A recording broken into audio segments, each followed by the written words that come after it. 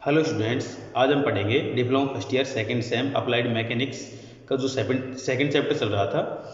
उसमें हम कई तरह के न्यूमेरिकल कर चुके थे। अभी एक नए तरीके का न्यूमेरिकल और है इसमें, वो एक बल और आघूर्ण से संबंधित क्वेश्चन है इसमें। ठीक है, तो क्वेश्चन क्या है देखो। एक रोलर का भार 800 न्यूटन है। रोलर मतलब एक पहिया होता है।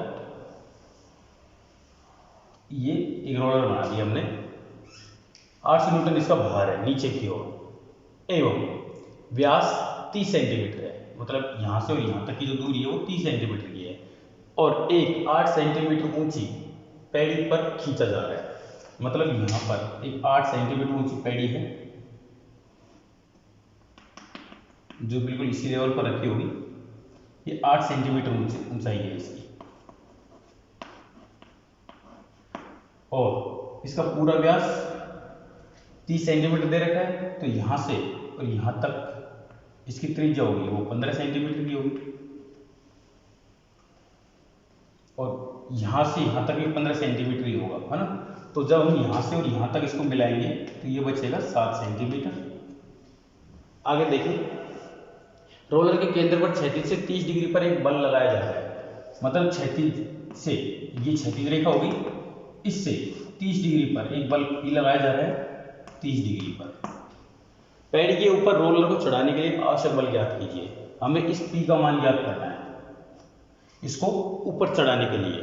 तो चढ़ाने के लिए जो कम से कम बल होगा वो हमको निकालना है ना। तो देखो यहाँ से यहाँ पर ये 15 सेंटीमीटर, ये 7 सेंटीमीटर, क्योंकि नीचे का 8 सेंटीमीटर हो गया ना। तो ये दूरी कितनी हो गई, क्यों आघूर्ण निकालने के लिए हमको इसकी लंबवत दूरी निकालनी होगी। ये बल यहाँ पर लगा हुआ है नीचे की ओर 800 न्यूटन का, क्योंकि जो भार है वो नीचे की ओर लगा होता है। तो 800 न्यूटन यहाँ पर लगेगा। ठीक है, तो यहाँ पर एक बल लग रहा है एक कोण पर।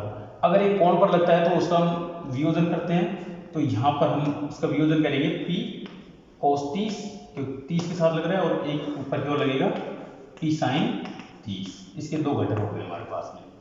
अब यहाँ पर हम नीचे की ओर लगने वाले बल जो हैं, बलागुण क्या होगा, 800 इंटू ये परपेंडिकुलर डिस्टेंस ये वाली, और ऊपर की ओर कौन कौन से बल लगेंगे, एक हीरा एक हीरा। तो इन दोनों, क्योंकि जस्ट ऊपर चढ़ने के लिए जितना आवश्यक बल होगा उतने में ये जस्ट वहां पर ये संतुलन की स्थिति में होगा, है ना।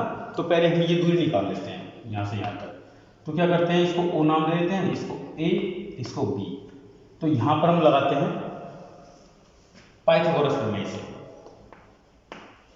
पाइथागोरस प्रमेय से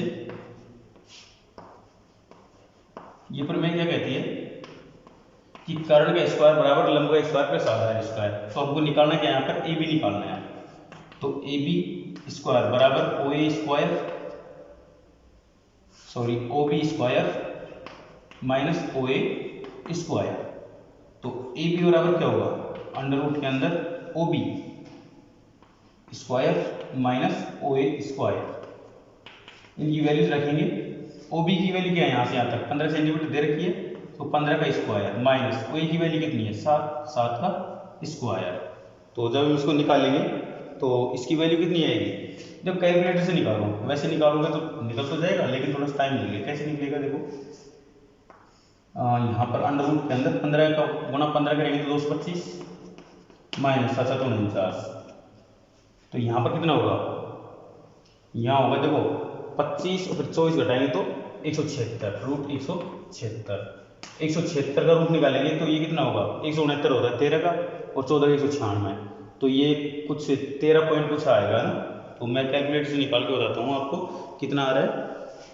यहाँ पर जब मैं इसको निकाल रहा हूँ कैलकुलेटर से तो इसकी वैल्यू आ रही है 13.2 कुछ ऐसा आ रहा है, 13.27, 13.27 इसकी वैल्यू आ रही है 13.27 ए बी, और ये सेंटीमीटर में होगा। ठीक है, अब इस बी बिंदु के सापेक्ष हम इस बिंदु पर लगने वाले सभी बलों का आघूर्ण निकालेंगे, है ना। तो बी के सापेक्ष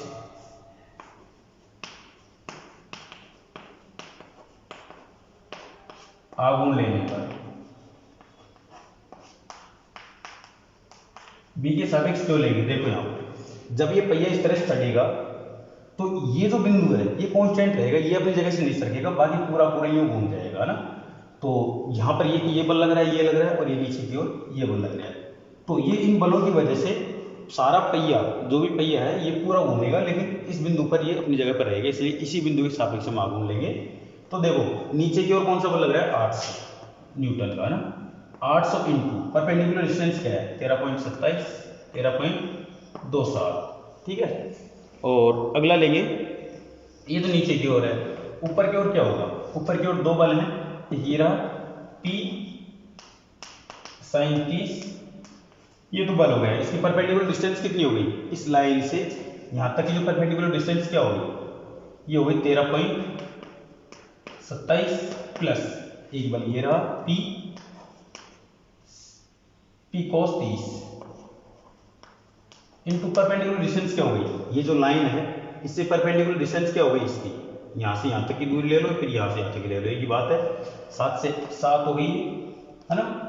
अब जब हम इसको हल करेंगे तो यहाँ से देखो P तो कॉमन ले लेंगे, और sin 30 का मान 1/2 होता है, और 13.27 को 1/2 से गुणा करके आधा हो जाएगा, इस तरह से P कॉमन ले लिया। cos 30 का मान होता है √3/2 इंटू 7, जब इनको सबको मल्टीप्लाई करके वैल्यू निकालेंगे तो यहाँ पर आएगा 12.27, ठीक है। ये P की वैल्यू हो गई। यहाँ पर इसको मल्टीप्लाई करेंगे हम, तो ये 800 इंटू 13.27, हमें P की वैल्यू चाहिए, तो ये क्या करेंगे हम, 800 इंटू 13.27, इसे हम भाग देंगे इसका 12.27 का, तो P की वैल्यू इस तरह से यहाँ से निकल के आएगी। ये आप कैलकुलेटर से करें, मैं भी आपको कैलकुलेटर करके बताता हूँ इसको, इसकी वैल्यू कितनी आएगी। तो यहाँ पर इसकी वैल्यू निकल कर आ रही है 835.91 न्यूटन। इस तरह से किसी पैड़ी पर, सीढ़ी पर या ईंट पर कोई पहिया चढ़ने वाला होता है तो उसको चढ़ाने के लिए आवश्यक बल इसी तरीके से निकाला जाता है। इस तरह के क्वेश्चन पहले एग्जाम में कई बार पूछा गया है, इसलिए आप इनको जरूर पढ़ें। अभी एक प्रश्न और करेंगे इससे संबंधित, तो चलिए उसको भी देखते हैं। देखिए अगला प्रश्न, एक पहिए का भार 100 न्यूटन तथा व्यास 100 सेंटीमीटर है, एक 10 सेंटीमीटर ऊंची ईंट के सहारे रखा है, उस न्यूनतम बल का मान ज्ञात कीजिए जिससे पहिया ईंट पर चढ़ सके। और ये राजस्थान के डिप्लोमा के एग्जाम है, उसमें 2008 में, 10 में, 14 में, 2001 में 4 बार क्वेश्चन आ चुका है। बहुत छोटा सा क्वेश्चन है लेकिन बहुत इंपॉर्टेंट है, इस तरह क्वेश्चन पहले भी पूछे गए हैं, है ना। तो इसलिए इसको पढ़ना जरूरी है, ध्यान से पढ़े इसको।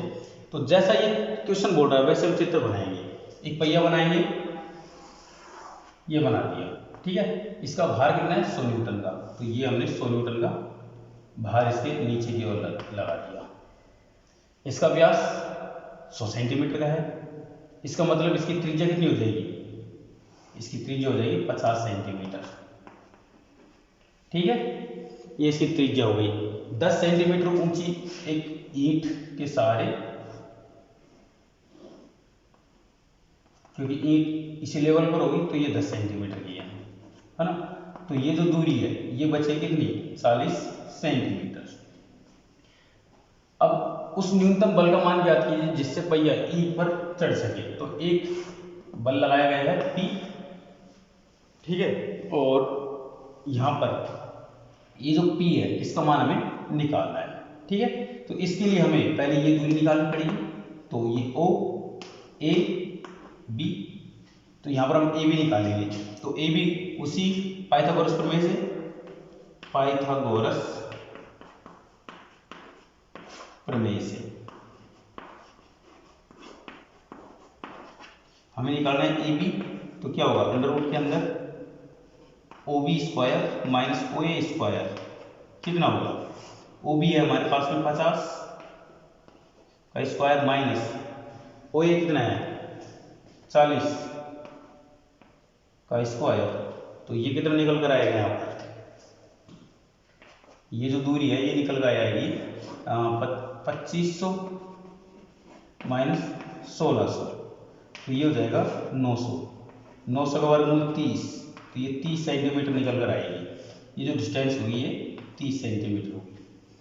अब हम यहाँ पर क्या लेंगे, आघूर्ण लेंगे B बिंदु के सापेक्ष, बी के सापेक्ष आघूर्ण लेने पर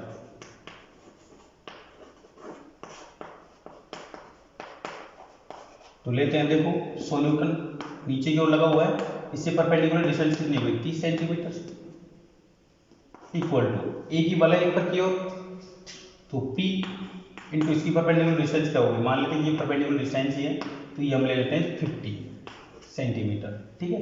तो P बराबर क्या हो जाएगा 100 इंटू 30 डिवाइडेड बाई 50, तो यहाँ पर क्या हो जाएगा P इक्वल टू, देखो इसका भाग देंगे 2 बार जाएगा, 2 को इससे करेंगे 30 से, तो ये हो जाएगा 60 न्यूटन, तो ये 60 न्यूटन इसका आंसर हो जाएगा।